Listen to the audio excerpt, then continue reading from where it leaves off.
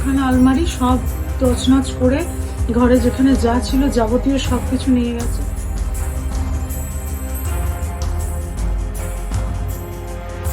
আমরা একটু 6:20 নাগাদ বেরিয়েছিলাম শকুন্তলা কালীবাড়ি। আমি, আমার যা, আমার জায়ের মেয়ে, আমরা 3 জন মিলে বেরিয়েছিলাম। ঘরে পুরো তালা বন্ধ করে, সব বন্ধ করেই গেছিলাম। এবার এসে নিয়ে আমার হাজবেন্ড দরজা খুলতে পারছে না দেখে পেছন দিক দিয়ে ঢুকতে গেছে, দেখছে পেছনের দরজা বন্ধ খোলা, ওখান দিয়ে ঢুকে দেখছে সব ফাঁক।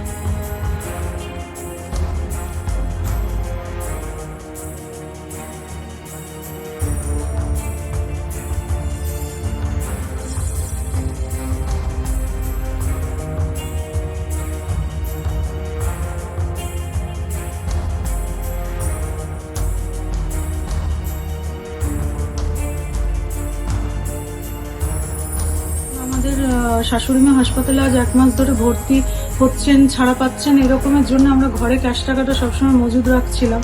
সেই জন্য প্রচুর টাকা, প্রায় কত টাকার মতন ছিল? মিলিয়ে 1,00,000 টাকার মতো চলে গেছে। 1,00,000 টাকার মতন ক্যাশ? 1,00,000 টাকার মতো ক্যাশ। আর সোনা দানা তো দেখুন ওইভাবে বোঝা যাচ্ছে না, তাও প্রচুর। আমার তো মনে হয় 7-8 লাখ টাকার মতো জিনিস হবে, মানে ওপর নিচ মিলিয়ে প্রচুর আর কি।